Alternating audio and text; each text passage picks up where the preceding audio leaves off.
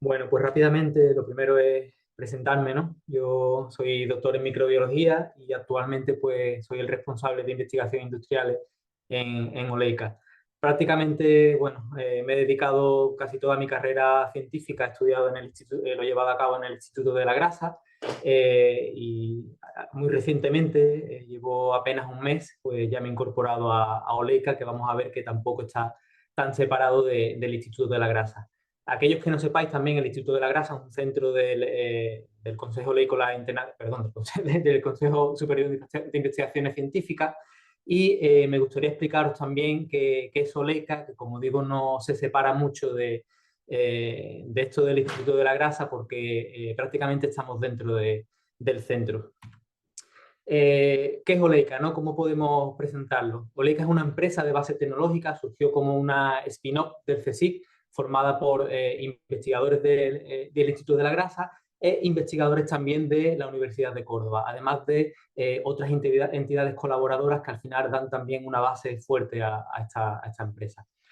¿Por qué surge Oleica? Pues digamos que estábamos estableciendo, ¿no? o dando lugar a una gran cantidad de investigación que muchas veces pues, dentro de la investigación se queda en lo que son los grupos propios y no transferimos, ¿no? al sector, en este caso alimentario, que al final es un factor clave, ¿no? Si realizamos una investigación que queda dentro de nosotros y no lo transferimos, no le damos una aplicación real, creo que tampoco tiene mucho sentido. Entonces, como investigadores en este caso de este centro de investigación, pues decidimos formar esta empresa para poder tener un contacto más directo con las empresas del sector.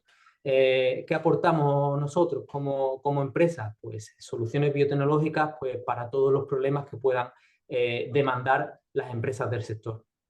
Oleica surge inicialmente como una empresa que daba principalmente ayuda, ¿no? a las empresas del sector de la aceituna de mesa. Actualmente, pues nuestra cartera estamos intentando ampliarla cada vez más y prácticamente pues ya lo estamos consiguiendo porque hemos llegado pues a muchos sectores más de otros vegetales fermentados e incluso al sector lácteo, perdón, al sector cárnico y otros sectores de la industria alimentaria.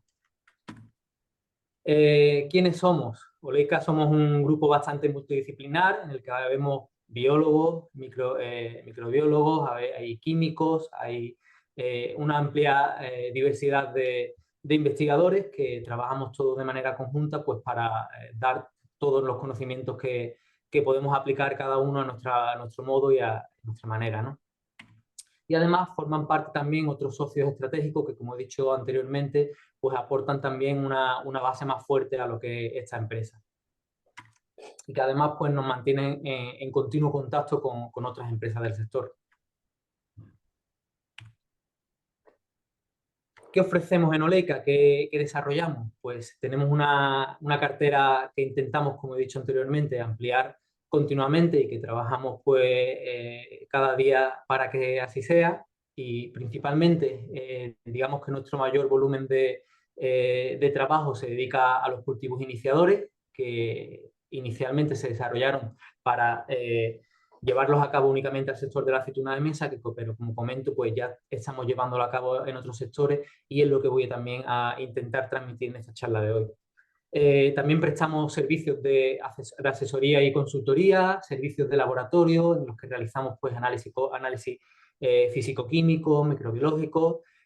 También damos lugar a formación, como la que estamos llevando a cabo hoy. Todo ello pues, para satisfacer las necesidades del sector en el desarrollo de nuevos productos funcionales, en la trazabilidad y la seguridad y calidad alimentaria, en la mejora de los procesos de fermentación y además nos dedicamos a estudiar y a impartir o a intentar dar solución a los problemas que puedan ir surgiendo en los procesos de fermentación de cada uno de los alimentos bueno, de las empresas que se ponen en contacto con nosotros.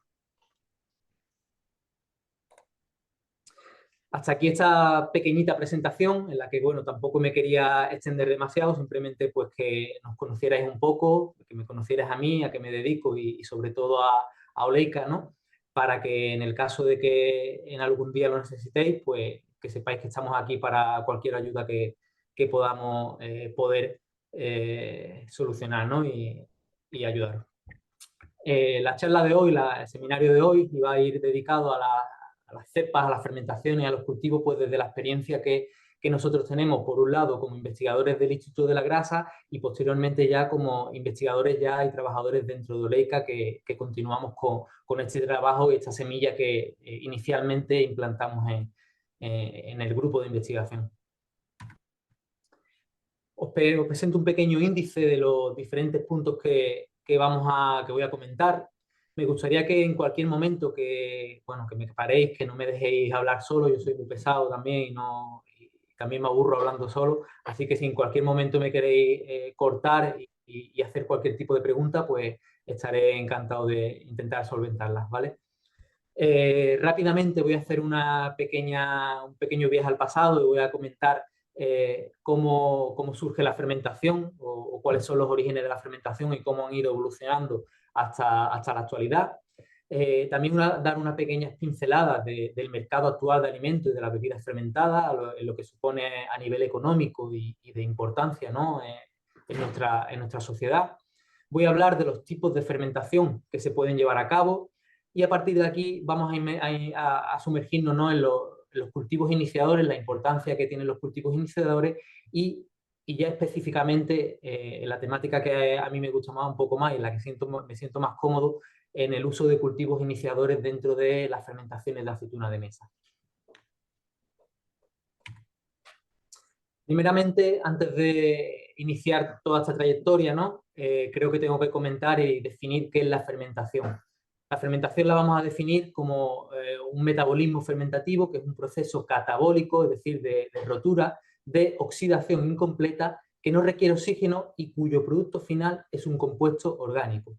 Vamos a intentar definir o aclarar un poco esta definición. Al final lo que vamos a tener es un sustrato que van a ser azúcares, ya sea glucosa, fructosa, sacarosa, lactosa, y vamos a dar lugar a un producto que en función de la enzima que se utilice para romper estos azúcares, pues vamos a tener un producto u otro, que generalmente puede ser etanol, ácido láctico, ácido acético, y vamos a hablar de esto a lo largo de la presentación. ¿Quién desarrolla estas fermentaciones? Pues al final es un proceso microbiológico, intervienen los microorganismos, ya sean bacterias lácticas, levaduras, bacterias acéticas o cualquier otro tipo de microorganismos que sean capaces de utilizar estos sustratos. ¿Cómo podemos decir, cuál podemos decir que fue el origen de los alimentos fermentados? Pues podemos irnos a la prehistoria, ¿no? Pensamos que los alimentos fermentados tienen un origen muy reciente, pero no. Ya en la prehistoria los animales se sabe que comían alimentos que fermentaban en el árbol o que caían al suelo y mediante los microorganismos que había en el suelo o en el ambiente, fueran hongos, bacterias o cualquier otro tipo de microorganismo, fermentaban estos productos y los animales se servían de ellos para su alimentación. Y para que veáis que no miento, aquí tenéis unos pájaros que son actuales, los pájaros alas de cera. Si veis la imagen de la izquierda, podéis ver un grupo de pájaros que están borrachos, de manera literal. Han consumido unas bayas que tienen unas altas concentraciones de azúcares que han fermentado produciendo una gran cantidad de etanol. Estos pájaros no están muertos, aunque parezca que están muertos, están simplemente borrachos y descansando a la espera de que se les pase esta borrachera, ¿vale? Con lo cual veis que no miento con esto de los alimentos fermentados. Ya en el Neolítico se sabe que ya se desarrollaban fermentaciones de una manera ya un poco más controlada, aunque no se supiera el fondo y qué es lo que estaba ocurriendo ahí. Aquí tenéis un artículo publicado muy recientemente, fue en 2021, si no recuerdo más, en la revista PLOS ONE, en la que hay una primera evidencia del uso de cerveza, de la producción de cerveza por parte de la cultura china antigua. Lo realizaban a partir de granos de arroz y bueno, esto supone ya una evidencia ya consistente de que la cerveza no es actual y que ya también había una cultura antigua que se dedicaba a consumirla. No solo la antigua China, sino también los egipcios y otras culturas, los sumerios, se sabe que ya producían todo este tipo de bebidas, no solo esto, sino el pan y otro tipo de alimentos, aunque, como digo, no se sabía qué es lo que había detrás de estos procesos fermentativos, simplemente era ensayo y error, y estaban ya produciendo alimentos que veían que se conservaban mejor y que tenían otras características organolépticas. La función principal de la fermentación hasta el momento siempre ha sido esa, ¿no? Conservar los alimentos. Antiguamente, evidentemente, sabías que no teníamos frigoríficos, no teníamos ningún otro método de conservación, entonces esto era un método idóneo para conservar los alimentos y mantenerlos durante mucho tiempo. Ya en la antigüedad, en la antigua Roma, los procesos fermentativos se fueron mejorando, ¿no? Y ya se sabía un poco más de cómo fermentar alimentos, aunque todavía no se tenía una certeza de qué es lo que estaba ocurriendo, pero ya hay cuadros que mostraban cómo los antiguos romanos bebían vino, producían pan y otros alimentos fermentados. Y tenemos evidencia de ello, ¿no? A partir de las vasijas que llegan a la actualidad de esta época, en las que además existen inscripciones en las que indican qué tipo de alimento había dentro, quién lo producía además, y teníamos ya una etiqueta de lo que podía haber y de lo que se producía en esta época. En la Edad Media, ya nos vamos un poco a una época un poco más reciente, todos sabéis que los monjes mejoraron todo el proceso de fermentación y tenían un amplio conocimiento, eran los que estudiaban en esa época y tenían un amplio conocimiento sobre todo de la elaboración de cerveza, de vinos, de pan, entre otros alimentos. Y llegamos ya a la revolución científica y a la era moderna. Todos conocéis a Louis Pasteur, seguramente los que no lo conozcáis, pues habéis escuchado hablar de él, y ya sentó las bases y demostró por primera vez que todas estas fermentaciones se producían a través de microorganismos, que eran los microorganismos los que daban lugar a esta transformación de los productos, dando lugar a un producto más seguro, a un producto más estable. Y llegamos a la época actual, siglo XX, siglo XXI. Ya tenemos un amplio conocimiento de lo que es la fermentación, de quiénes la desarrollan, qué tipo de microorganismos utilizar para cada sustrato, cómo aislarlo, y se ha desarrollado en definitiva un amplio conocimiento de lo que es la biotecnología y el uso de los microorganismos para la generación de alimentos fermentados.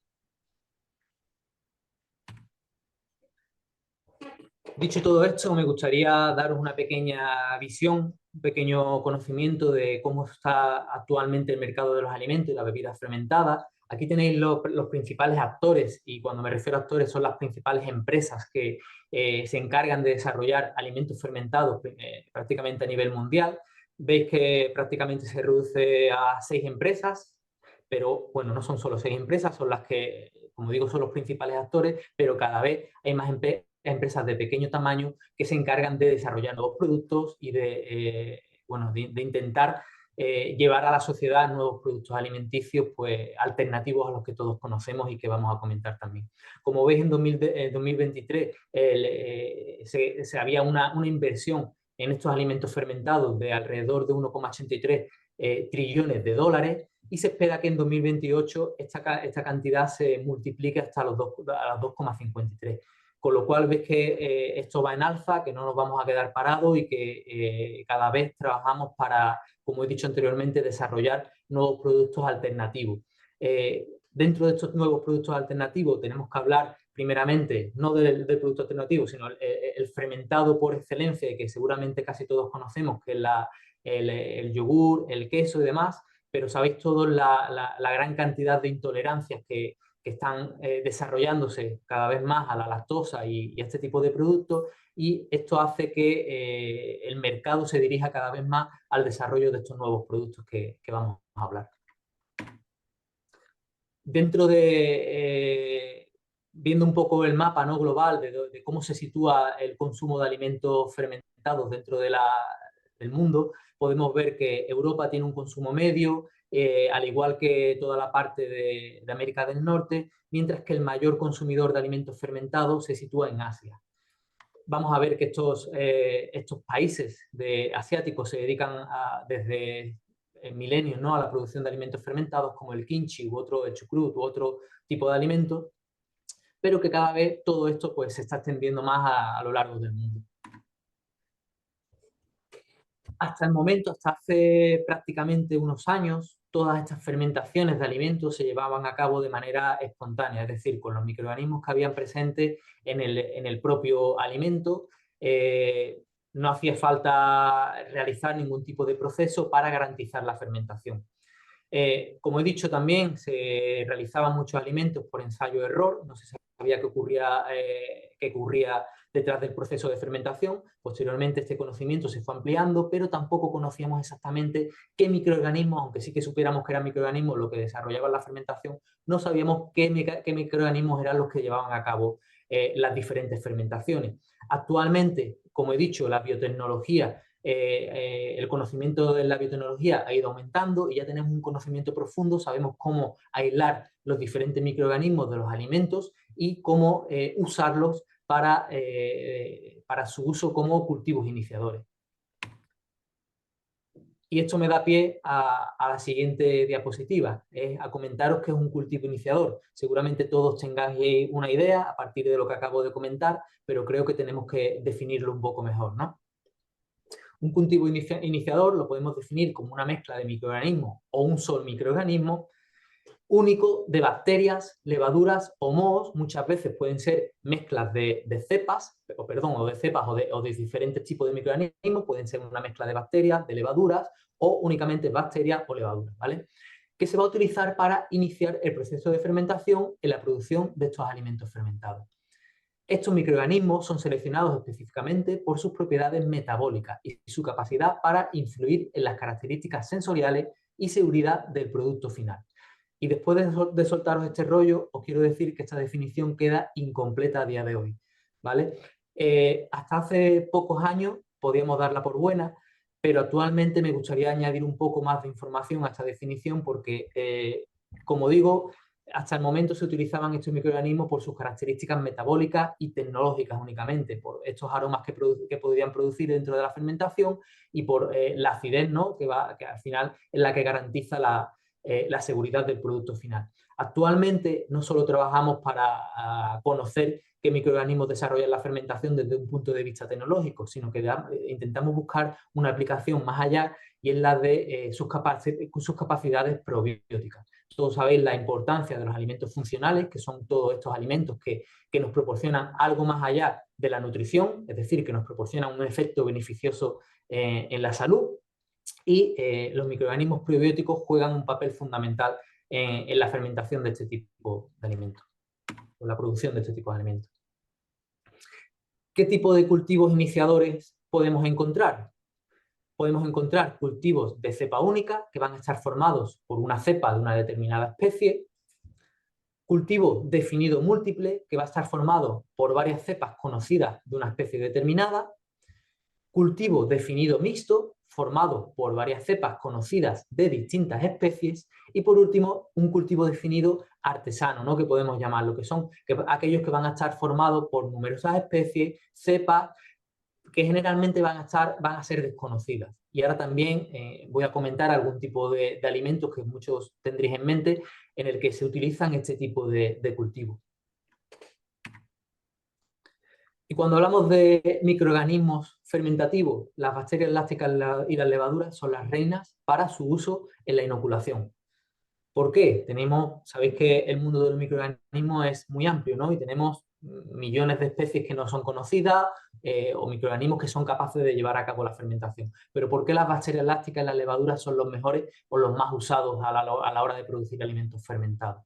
Porque son microorganismos prácticamente ubicuos, se encuentran prácticamente en todos los ambientes, son capaces de resistir a una gran variedad de condiciones ambientales, de pHs variados, de condiciones de sal, de temperatura, ¿vale?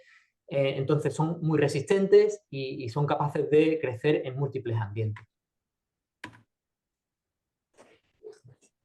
¿Qué tipo de fermentaciones existen en la actualidad? ¿O cómo vamos a seleccionar un microorganismo? ¿En base a qué? Para su uso como cultivos iniciadores. Vamos a encontrar fermentaciones, por un lado, homofermentativas y fermentaciones heterofermentativas. La homofermentativa rápidamente son aquellas, pues, como su propio nombre indica, que van a producir un solo compuesto final, ¿vale? Un único producto. Mientras que la heterofermentativa va a dar lugar, a partir de un sustrato, a diferentes subproductos. Dentro de la homofermentativa se va a llevar, cuando vamos a hablar de la fermentación láctica, ya he dicho anteriormente que podemos desarrollar diferentes tipos de fermentaciones, pero cuando hablamos de alimentos fermentados, la fermentación láctica entra dentro de las más comunes, aparte de la fermentación alcohólica que todos sabéis. La fermentación homofermentativa, en el caso de la fermentación láctica, se va a llevar a cabo a partir de la ruta glicolítica o de Embden-Meyerhof-Parnas. Nos quedamos con ruta glicolítica, ¿no? Que es mucho más fácil el nombre, y va a dar lugar como producto principal el ácido láctico. Pero esto vamos a ver que no siempre tiene por qué ser así. Esta producción exclusiva de ácido láctico generalmente va a venir determinada por la concentración o la cantidad de azúcares que va a haber en el medio, en este caso en el alimento. Generalmente se va a producir únicamente ácido láctico cuando las condiciones son principalmente anaerobias y cuando hay una gran cantidad de glucosa en el medio. Glucosa o lactosa. Siempre que cuando estas concentraciones de azúcares disminuyen, se va a producir otro tipo de ácidos como el fórmico, el acético y otro tipo, y en este caso también etanol, ¿vale? Aunque en menores cantidades. ¿Qué tipo de microorganismos desarrollan esta fermentación homofermentativa? Pues vamos a tener un gran grupo de microorganismos. Lactococcus, Streptococcus, Enterococcus, Pediococcus, todos ellos bacterias de ácido láctico, y además lactobacillus del grupo 1 y del grupo 2, ¿vale? Entonces, este tipo de fermentación mediante la glucosa va a dar lugar a lactato, generando también energía, ¿vale? Pero bueno, tampoco quiero entrar mucho en este tipo de detalles, ¿vale? Dentro de la fermentación heterofermentativa se va a producir a través de la ruta de la fosfocetolasa, que es una enzima clave para dar lugar a este tipo de fermentación. Y en este caso se va a producir ácido láctico y en cantidades variables se va a producir CO2, acético y etanol. Y se produce generalmente cuando las condiciones son aeróbicas y hay otro tipo de azúcares diferentes a la lactosa, como puede ser la glucosa, como puede ser la galactosa, ¿vale? ¿Qué tipo de microorganismos lo producen? Leuconostoc y Lactobacillus del grupo 3. Bueno, ya he dicho que cuando tenemos que hablar de alimentos fermentados, no podemos dejar atrás los productos lácteos. Es el producto por excelencia, sobre todo dentro de Europa, no tanto en Asia y otros continentes. ¿Y qué tipo de microorganismos se encargan de la fermentación, en este caso de la leche, para producir los yogur?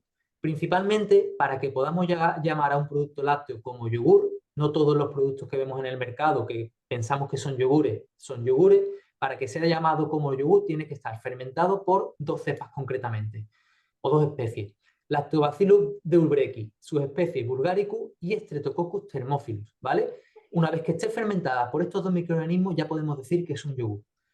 Además, en otros casos ya se pueden añadir otro tipo de microorganismos como Lactobacillus casei o Bifidobacterium bifidus. Pero esto ya va a ser alternativo. Y generalmente se utiliza esta mezcla de microorganismos porque tienen unas características mayormente tecnológicas, van a producir ácido láctico, van a dar textura, aromas y sabor al producto, y otras van a tener una mayor función probiótica, como puede ser el caso de Lactobacillus casei y Bifidobacterium bifidus.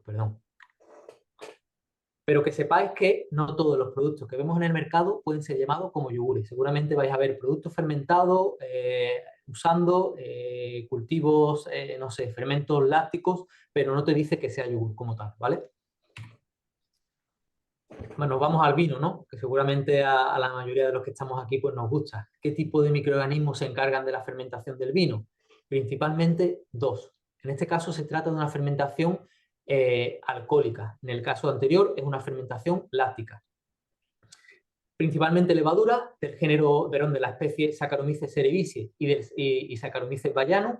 Ambos se van a encargar de transformar la glucosa en etanol. Y en menor medida se desarrolla también una segunda fermentación, que es una fermentación maloláctica, en este caso desarrollada por bacterias. La fermentación maloláctica se va a encargar de transformar el ácido málico en ácido láctico. Va a suavizar el producto, ¿vale? Y va a dar otro tipo de aromas también al vino en este caso. Y lo desarrollan principalmente Oenococcus hoeni y en menor medida especies del género Lactobacillus. Y tenemos que hablar de otros productos que, como he dicho anteriormente, en Asia se llevan produciendo desde muchísimos siglos. Aquí, en Europa, están llegando más recientemente, pero que se están poniendo muy de moda y que cada vez se consumen más. Uno es el kimchi, ¿no? El kimchi también desarrolla una fermentación láctica principalmente por 3 tipos de microorganismos. Lactobacillus plantarum, Leuconoctus mesenteroides y Weissella. Todos ellos bacterias acidolácticas, van a producir una fermentación láctica que a través de la glucosa y otro tipo de azúcares van a producir ácido láctico y van a bajar el pH del producto, asegurándonos la calidad y seguridad alimentaria. Sí. Y tenemos un producto que cada vez también se está poniendo de moda y es la kombucha. La kombucha se produce a partir del té, se fermenta el té mediante una masa. Antes hablamos de los cultivos tradicionales, ¿no?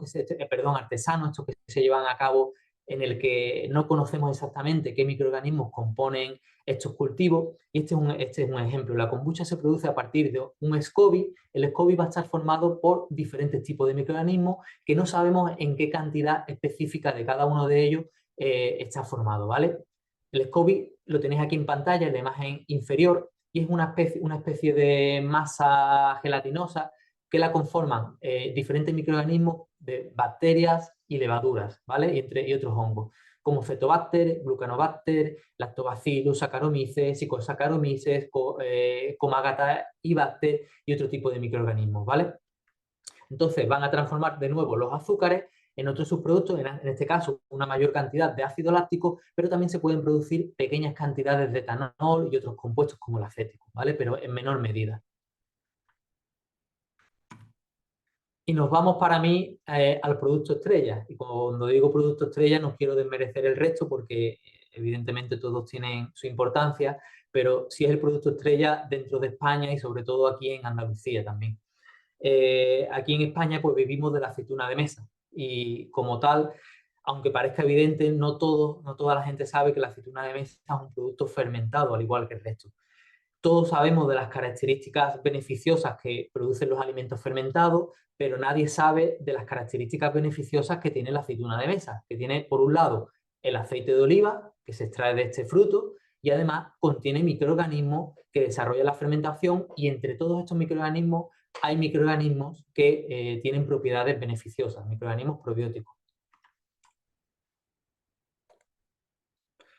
Cuando hablamos de aceituna de mesa, para que veáis la importancia que tiene a nivel mundial, se producen 3 millones de toneladas al año y dentro de España genera más de 1.000 millones de euros al Producto Interior Bruto, ¿vale? ¿Dónde se produce? Principalmente en la cuenca mediterránea, pero también se produce en otros países, sobre todo también en América del Norte, en este caso en California, con la aceituna negra oxidada, y en todo el sur de América, países como Argentina, como Perú, Chile, entre otros países, ¿vale? ¿Qué tipo de elaboraciones son las más comunes? Tenemos múltiples tipos, que son las aceitunas naturales, las aceitunas negras, que todos conocemos, pero las mayoritarias, por nivel de venta, por nivel de consumo, son las aceitunas estilo español o sevillano, ¿vale? Y para entrar ya un poco más dentro del proceso, necesito pues, explicar un poco cómo es el proceso de elaboración. Tras el proceso, bueno, todos sabéis que no podemos comernos una aceituna directamente si la cogemos del árbol, ¿no? ¿Por qué? Porque está muy amarga. ¿Qué tenemos que hacer en este caso? Pues tras el proceso de recolección, que generalmente es una recolección mecánica, vamos a realizar un cocido.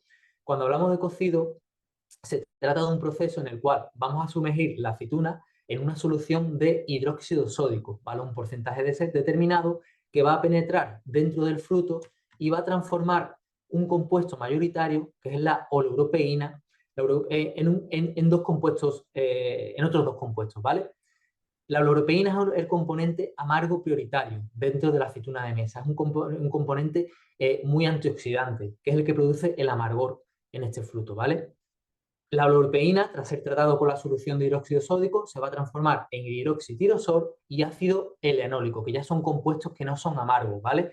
¿Esto qué va a permitir? Pues por un lado, que el alimento ya no sea amargo y por otro lado, la oloropeína, no lo he comentado, es un componente antimicrobiano, no permite el desarrollo correcto de la fermentación. Entonces, de esta manera, vamos a permitir un mejor desarrollo de las bacterias y de las levaduras que están presentes dentro del proceso de fermentación de la aceituna de mesa, ¿vale? Entonces, tras el proceso de cocido, se realiza un lavado para eliminar toda este hidróxido sódico y una vez que se realiza el lavado, se introduce una solución de sal, con sal para una salmuera donde se va a desarrollar la fermentación. ¿Qué tipo de fermentación se va a desarrollar en la aceituna de mesa? Pues principalmente una fermentación láctica. Ya estáis viendo aquí, esto es una imagen real obtenida mediante microscopía electrónica de barrido que demuestra que la superficie de la aceituna tiene una gran cantidad de bacterias lácticas. Pero no solo bacterias lácticas, sino también levaduras, ¿vale? Todo esto lo hemos podido ver a través de los diferentes estudios que hemos desarrollado a lo largo de los años. Hasta hace prácticamente 10 años, todos los estudios iban encaminados únicamente a las salmueras de fermentación, pero de 10 años hacia acá hemos visto que el fruto también contenía este tipo de microorganismos. Como digo, no solo bacterias, sino también levaduras. Y además hemos visto que hay una relación simbiótica entre ambos grupos de microorganismos. Son capaces de formar unas estructuras que se llaman biofilms, que les sirven de protección y a través de las cuales también estos microorganismos hablan. No de la manera que todos esperamos, pero sí que hay una comunicación continua de bacterias y levaduras. ¿Y qué tipo de comunicación realizan? Pues, por ejemplo, se indican entre ellas los nutrientes que quedan en el medio, si existen diferentes microorganismos alterantes también en el medio, entre otro tipo de comunicaciones, ¿no? Pero principalmente estos biofilms sirven, como digo, como mecanismo de protección para las condiciones adversas que existen en el medio y sobre todo en las fermentaciones de aceituna de mesa que se caracterizan por pH muy bajo y por concentraciones de sal muy elevadas.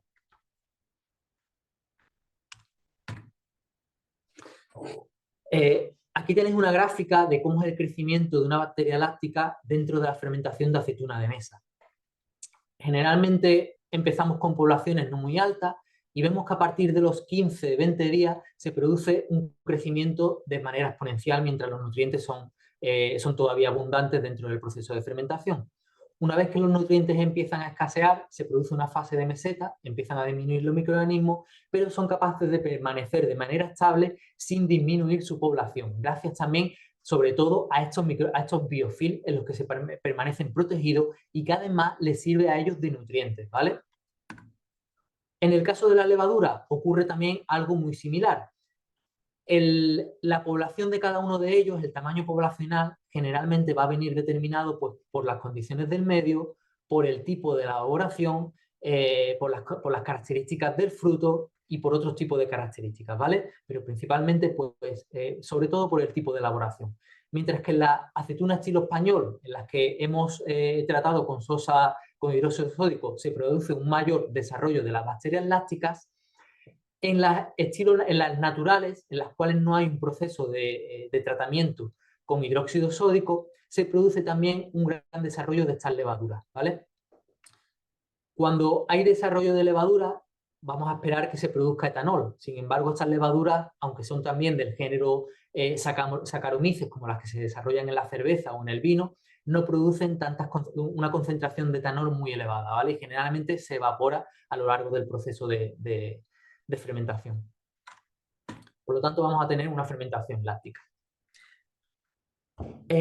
Puesto ya en contexto qué tipo de microorganismos se desarrollan en la fermentación de aceituna de mesa, quiero recalcar la importancia en este caso del uso de estos microorganismos para inocularlos como cultivos iniciadores en las fermentaciones de aceituna de mesa. Prácticamente hasta la actualidad, hasta hace muy poquitos años, como he dicho anteriormente, todas las fermentaciones se desarrollaban de manera espontánea. Todavía se sigue haciendo en muchos casos, en muchas empresas aquí dentro del sector de la aceituna de mesa en España, en Perú y en otros países. Sin embargo, existe un riesgo, ¿no? De manera general, la aceituna es un producto seguro que se desarrolla muy bien, sobre todo cuando en fábricas en las que las fermentaciones ya se han llevado a cabo durante muchos años, las bacterias lácticas se desarrollan muy bien y el producto generalmente no tiene problemas. Pero en muchos casos, seguramente todos habéis visto aceitunas como las que tenéis en pantalla, que tienen problemas como es el alambrado o la producción de vejigas. Nadie quiere consumir este tipo de aceitunas. ¿Qué tipo de problemas también se desarrollan en las fermentaciones? Formación de ácido propiónico por el desarrollo de otro tipo de bacterias, butídicos, fermentaciones anómalas en general, ¿vale? ¿Qué garantizamos con la inoculación? Bueno, quiero mostrarlo más adelante, ¿vale? Primeramente quiero mostrar cómo es el proceso de selección de los cultivos iniciadores que vamos a utilizar para las fermentaciones de aceituna de mesa. Por lo menos el que desarrollamos aquí, ¿vale? Lo primero es aislar los microorganismos que forman parte, en este caso, de la superficie del fruto. ¿Por qué de la superficie del fruto y no de la salmuera? Como he dicho, vamos a buscarle una segunda aplicación más allá de sus características tecnológicas. Vamos a intentar buscar microorganismos que tengan características probióticas. Y si queremos que tengan características probióticas, vamos a intentar que estos microorganismos sean capaces de adherirse al fruto para posteriormente ser ingeridos y que produzcan estos efectos beneficiosos dentro de nuestro sistema. Entonces, lo primero que estos microorganismos tienen que ser capaces de adherirse al fruto y de resistir todo el proceso de fermentación. Entonces, aislamos los microorganismos del fruto y mediante identificación molecular le ponemos nombre. Vamos a ver qué microorganismos son. Una vez que le ponemos nombre y vemos cuántos hay, vamos a estudiar, por un lado, sus propiedades probióticas y sus propiedades tecnológicas.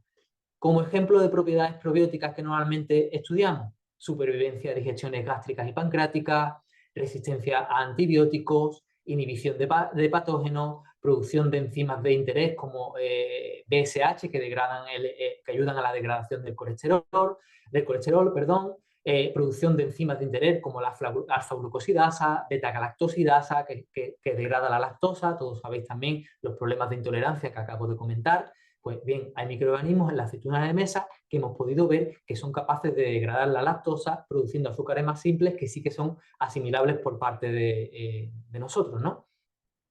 Y dentro de las propiedades tecnológicas, ¿qué vamos a buscar? Pues evidentemente que resistan a las condiciones de sal y pH de la fermentación, si no de nada sirve, que produzcan ácido láctico para que bajen el pH y den lugar a un producto seguro, y que sean capaces también de agregarse con la levadura. Ya he dicho que hay una relación simbiótica y más adelante voy a comentar la importancia también de estas levaduras dentro del proceso de fermentación.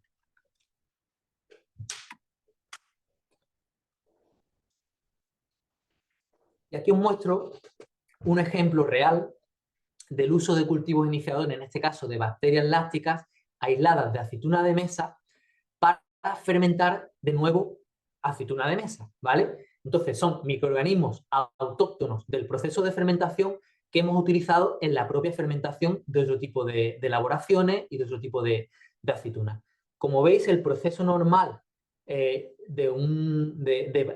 pH, ¿no? Cómo evoluciona el pH a lo largo de la fermentación, en el caso de una fermentación espontánea, lo tenéis en verde.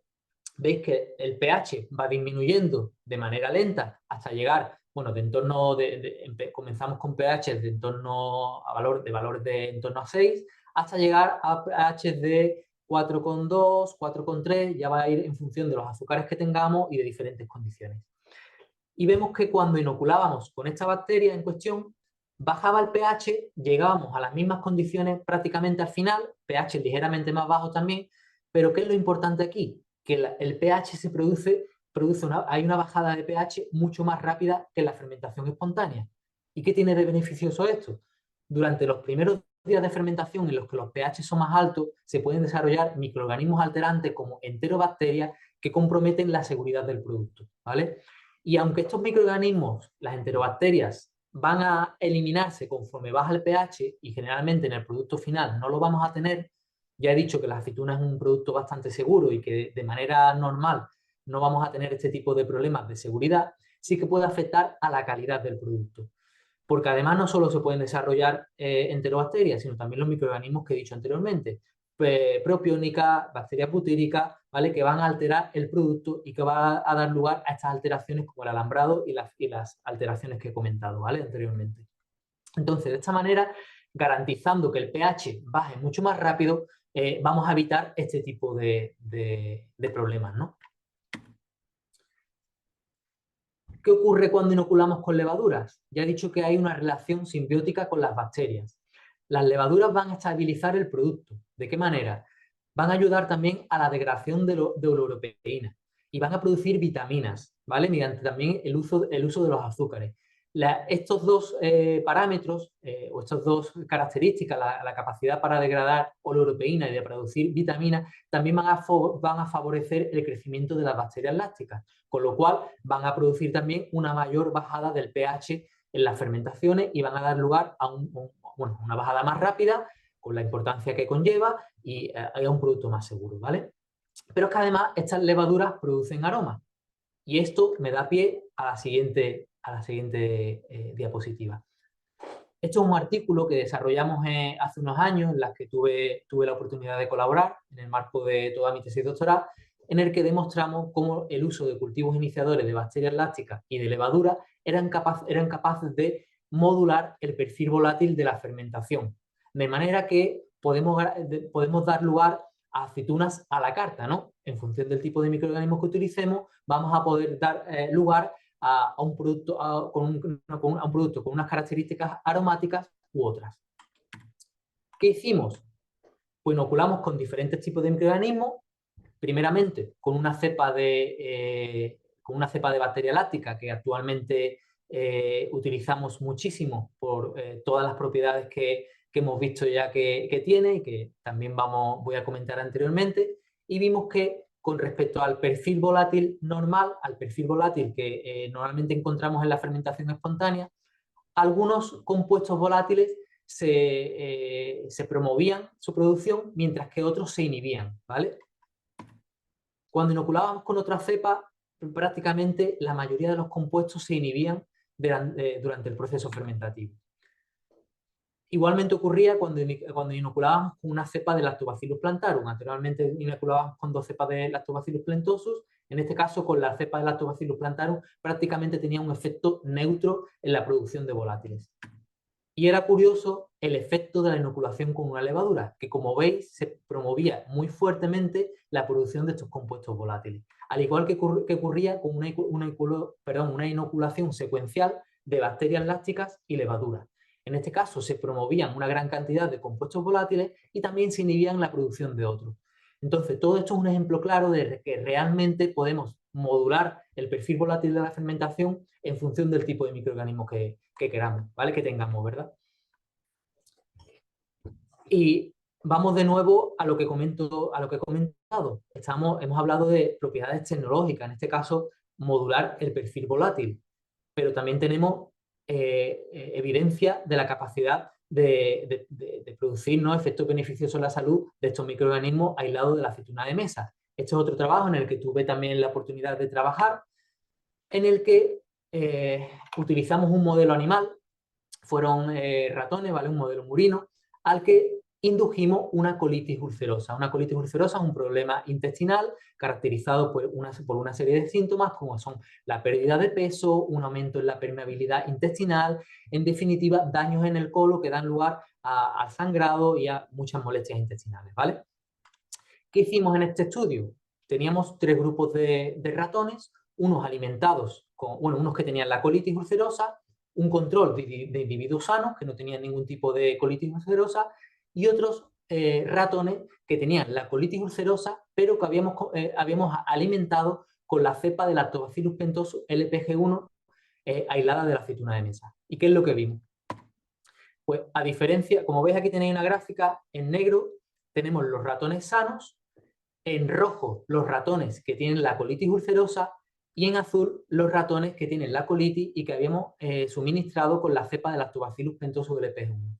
Vemos que no había diferencias significativas en la variación de peso respecto, de los ratones alimentados con la cepa Lactobacillus pentosus LP1 respecto a los ratones sanos, que tenían una pérdida de peso.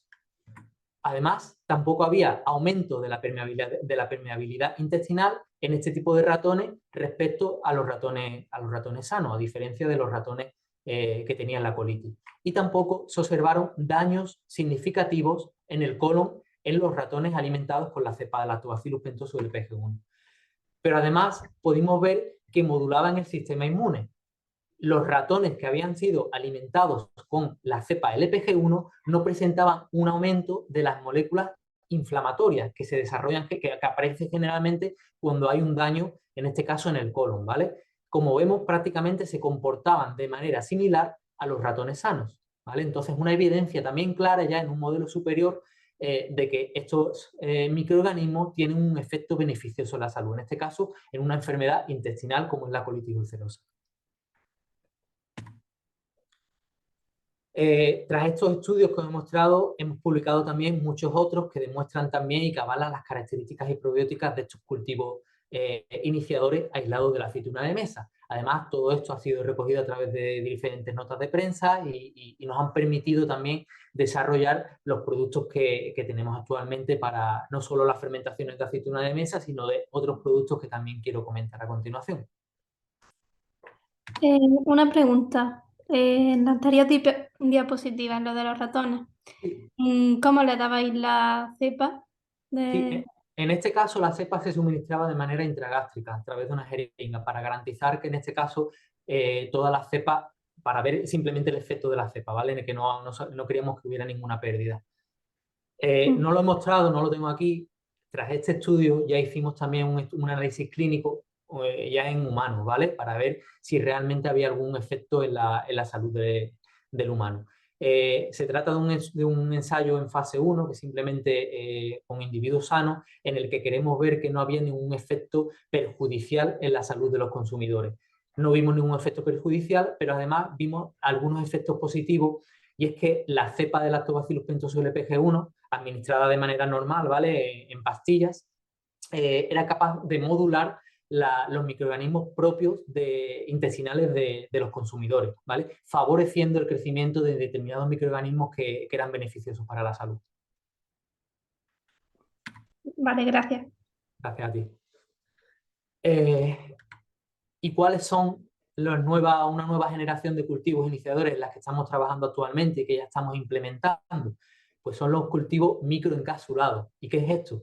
Pues son cultivos, son microorganismos, los mismos microorganismos que utilizamos hasta el momento y otros que estamos desarrollando actualmente, pero que estamos recubriendo con una cápsula vegetal, generalmente utilizando proteínas vegetales como pueden ser de lentejas y de otro tipo de alimentos, que van a garantizar que el microorganismo sobrevive a las condiciones adversas, ¿vale? De manera que cuando sean consumidos, los consumamos en su totalidad.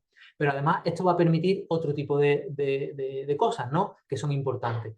Todos sabéis que muchos alimentos tienen que ser pasteurizados o tienen que ser tratados térmicamente para aumentar la vida útil del producto. En este caso, podemos garantizar que los microorganismos son capaces de resistir la pasteurización y permaneciendo una gran población en el producto final. Entonces, ¿cuáles son los beneficios del uso de estos cultivos microencapsulados?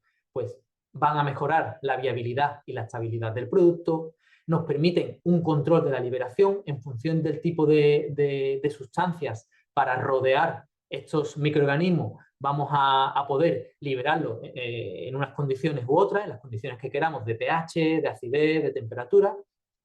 Van a mejorar el sabor y la textura de los productos, ya que al estar encapsulados no van a cambiar las características del producto. Aumenta la versatilidad en la formulación del producto, ya que pueden ser utilizados para una amplia gama de productos, aunque no sean su matriz óptima de crecimiento. Aumentan, como he dicho también anteriormente, la vida útil del producto y mejoran la inocuidad alimentaria. Entonces, estamos ante una nueva gama de productos de inóculos, en este caso, que no solo podemos utilizarlo para el desarrollo de la fermentación, sino en este caso para fortificar cualquier tipo de matriz alimentaria. Y ya para terminar... Antonio, disculpa, nos preguntan por el chat lo siguiente. Entiendo que todos estos efectos probióticos desaparecen cuando la aceituna se somete a tratamiento térmico típico para el envasado, pasteurizado o esterilizado. Vale, en esto estamos, ¿vale? Bueno, ya hemos hablado en este caso de los microencapsulados. Cuando hablamos de los efectos probióticos en una aceituna que está pasteurizada, si estamos tratando con un microorganismo que no está recubierto, en este caso el biófilo o cualquier otro tipo, evidentemente se va a perder, ¿vale? No vamos a tener estos microorganismos de manera viva. Tampoco lo he mostrado, pero los microorganismos también ejercen diferentes propiedades beneficiosas. Lo tenemos también demostrado y publicado en un artículo. No todos los efectos, pero sí hemos visto que son capaces de reducir la inflamación también cuando los microorganismos están muertos, a través de la pared, ¿no? Hay unos receptores en la pared del microorganismo que interaccionan en este caso, con nuestras células intestinales y que van a tener este efecto antiinflamatorio, ¿vale? Y aunque los efectos no son similares, evidentemente, a que cuando el microorganismo está vivo, pero también hemos visto que tienen ciertas características beneficiosas. Evidentemente, cuando hablamos de un microorganismo o de un producto con una característica simbiótica, se trata de un producto diferente que no podemos pasteurizar y que hay que mantener en frío. Pero este problema ya lo estamos solventando con el uso de estos microencapsulados, ¿vale? Y hemos demostrado que realmente funcionan y que son capaces de resistir la pasteurización. Antonio, también preguntan que con qué técnica realizáis el encapsulado y si la matriz siempre es de proteína vegetal. Sí, la matriz de proteína vegetal. La técnica, estamos trabajando en diferentes técnicas, ¿vale? Son 4 o 5 técnicas las que se utilizan actualmente. Hay pulverización, se sumergen también en otro tipo de sustrato, pero actualmente son pulverizaciones lo que estamos utilizando con estos microencapsulados. ¿Vale? Pero hasta el momento sí lo estamos utilizando con proteínas vegetales. ¿Por qué proteínas vegetales? Pues por tener también ese claim, ¿no? Al final tenemos un producto vegetal y lo que queremos es que mantengan también estas características a través del uso de este tipo de proteínas. Muchas No sé gracias. vale, muchas gracias. Bueno, pues para finalizar simplemente me gustaría hacer un pequeño resumen de los beneficios del uso de los cultivos iniciadores. Ya hemos dicho que consumen los azúcares y producen diversos compuestos, como es el ácido láctico, que conserva el producto. Esto hace que se reduzca el tiempo de fermentación, que tampoco lo he indicado, ¿no? Reducir el tiempo de fermentación permite poner en venta los productos de una manera más rápida y que no tengan que estar en almacén, ¿no? Producen compuestos volátiles que mejoran las características organolépticas y sensoriales, ya lo hemos demostrado también. Enriquecen el sustrato a través de la producción de compuestos funcionales, impiden o minimizan alteraciones y riesgos biológicos como el alambrado, la zapatería, el ablandamiento, la reducción de los patógenos y aportan también una homogeneidad al producto. Ya hemos dicho que si queremos un producto con unas determinadas características, garantizar que estas características van a estar mantenidas a lo largo del proceso, pues creo que es importante a través del uso de este tipo de microorganismos, ¿vale? Y ya sí que para terminar, me gustaría mostraros los cultivos iniciadores que utilizamos en este caso en Oleica y algunos de los productos que hemos ayudado a desarrollar mediante el uso de los microorganismos que con los que hemos ido trabajando a lo largo de estos años, ¿vale? Y hasta aquí esta pequeña presentación, no sé hasta cuándo, si me he extendido mucho o si me he quedado corto. Así que bueno, daros las gracias por participar, por escucharme en este ratito y bueno, aquí estoy para cualquier tipo de pregunta que tengáis e intentar solventar vuestras dudas. No solo yo, sino también el servicio de Oleica, que estamos dispuestos pues, a recibir cualquier tipo de llamada o de duda, de sugerencia que tengáis. Muchas gracias. Muchas gracias, Antonio. Pues tenemos varias dudas por el chat, ¿vale? Si quieres te las leo y Sí, cualquier claro. compañero que quiera abrir el micrófono, pues adelante, ¿vale? Muy bien. Bueno, en primer lugar, Honorio pregunta, a nivel normativo, ¿qué criterios debe cumplir un producto para poder ser etiquetado y comercializado como probiótico? Es decir, ¿basta con que el producto no esté pasteurizado y por tanto tenga un cierto contenido de microorganismos? Exactamente, Honorio. Muchas gracias por tu pregunta.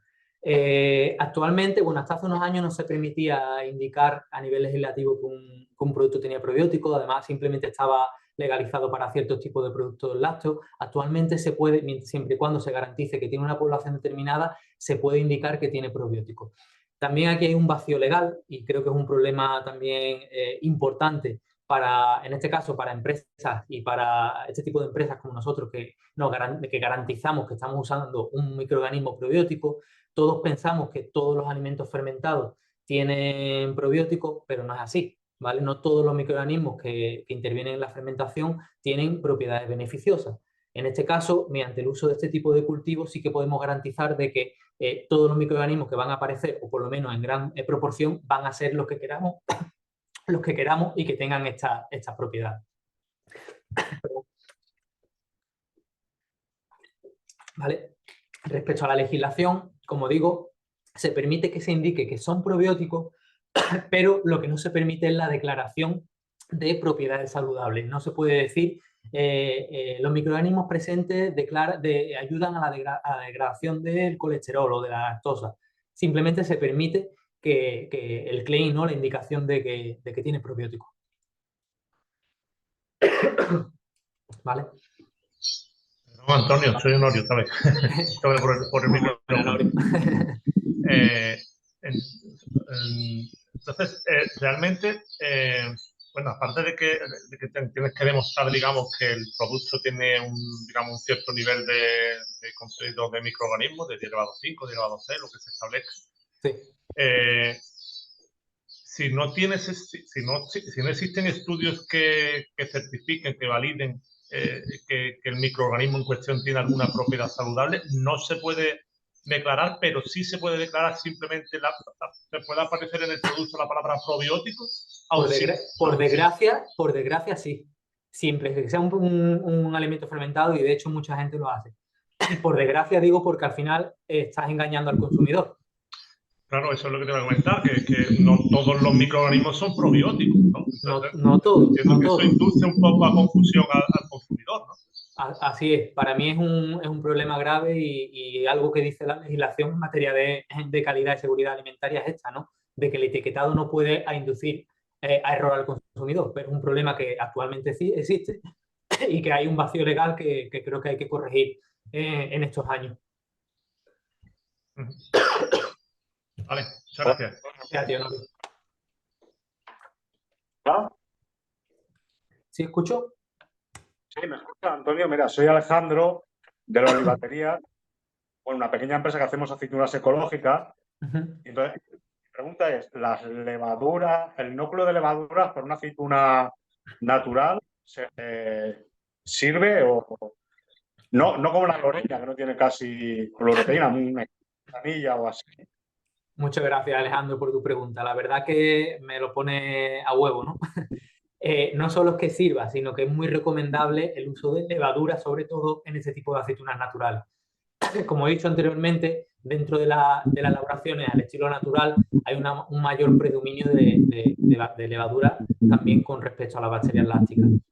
En este caso, ya he dicho anteriormente, bueno, primeramente que las aceitunas naturales no tienen tratamiento con hidróxido sódico, por lo tanto van a tener una mayor cantidad de oloropeína que va a disminuir o va a impedir en determinada medida el crecimiento de las bacterias lácticas. Anteriormente he dicho que las levaduras degradan oleuropeína, que van a favorecer también el crecimiento de las bacterias lácticas y en este caso el desarrollo de la fermentación. Por lo tanto, no solo es que se pueda, sino que es recomendable el uso de las levaduras. Vale, gracias. Muy bien, en el chat tenemos una pregunta. Antonia pregunta, ¿cómo cuánto se puede reducir el tiempo de fermentador? ¿Hay un límite? Bueno, no hay un límite, ¿vale? Eso va a depender, es que no solo depende de los microorganismos, al final depende de cómo, dentro del proceso de fermentación, lo primero es la materia prima. Cómo viene la materia prima a nivel de contenido hídrico, cómo se ha desarrollado, sobre todo en el caso de las aceitunas al estilo español, cómo se ha desarrollado el cocido. Si se ha desarrollado un cocido muy fuerte, la cantidad de azúcares presentes en el fruto disminuye mucho, ¿vale? Entonces, si se realiza un cocido muy fuerte y no tenemos azúcares, la fermentación va a ser un poco más dificultosa. Entonces, en este caso, tenemos que garantizar que haya azúcares, ya sea añadiéndolo o realizando pues, cocidos un poco más cortos. Tampoco mucho más corto, porque si el cocido es muy corto, aumenta la concentración de oloropeína. Entonces hay que buscar el punto óptimo y eso es el maestro cocedero en este caso, es el que tiene ahí la clave. Pero no te puedo dar una cifra clave de cuánto tiempo. Te puedo hablar de, aquí hemos visto en la gráfica anterior, si vamos otra vez a la gráfica, te voy a poner, bueno, para que veas en este caso concreto, ¿no? Sí, creo que veis la pantalla, ¿verdad? Sí. Vale. En este caso concreto vemos que como a los 10 días ya tenemos un pH de 4,3, que ya entra dentro de la normativa de lo que indica que es seguro para la aceituna de mesa. Sin embargo, en el espontáneo vemos que hasta prácticamente el final de la fermentación, a los 35 días del mes, no llegamos a esos valores. ¿Vale? Va a depender del producto, de las condiciones de inoculación, de las condiciones de elaboración, de muchas variables. Pero sí que se garantiza que hay una reducción en el tiempo de fermentación. Muchas gracias. Antonio, te comentan, ¿las aceitunas que tras la fermentación sufren alteraciones como las que hablaste, se pueden comercializar o no y por qué? No he entendido muy bien. ¿Puedes repetir la pregunta, por favor? Sí. ¿Las aceitunas que tras la fermentación sufren alteraciones como las que has hablado, se puede comercializar o no y por qué? Es que creo que hay algo en la pregunta. ¿Las aceitunas que traen en la fermentación a qué se refiere? O sea, las que han sufrido la fermentación. Que tras la fermentación sufren alteraciones, perdón. Vale, justo leyendo la pregunta, entiendo. A ver, sí se pueden comercializar. Generalmente, como digo, la aceituna ya terminada, ya fermentada, primero que no se puede comercializar si no tenemos seguro que tiene unos pH adecuados, ¿no? Siempre y cuando los pH estén por debajo de 4,8, 4, va a depender también de si el producto se pasteuriza. Si el producto se pasteuriza, igual, o se esteriliza también más específicamente, evidentemente va a ser seguro. ¿Qué ocurre? Que primeramente, si se desarrolla una fermentación butírica, no sé si muchos tenéis la experiencia de haber olido un fermentador que ha desarrollado una fermentación butírica. Huele a queso, huele a... la aceituna no se puede consumir, pero no porque sea insegura, sino porque no está buena, ¿vale? Después, visualmente, ya estáis viendo lo que se produce, ¿no? Tampoco es agradable comer una aceituna en este estado. La mayoría de las veces el producto final ya es seguro, pero no es un producto que esté bueno. Muchas veces también se ablanda, no tiene unas características adecuadas. Muchas gracias. Muchas gracias. Muy bien, no sé si alguien más tiene alguna duda.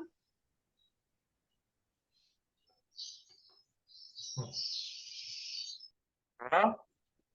Sí, escucho.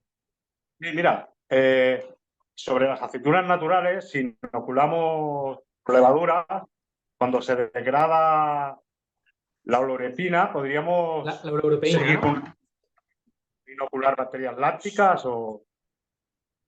A ver, no sé si te refieres a en qué momento inocular o cómo...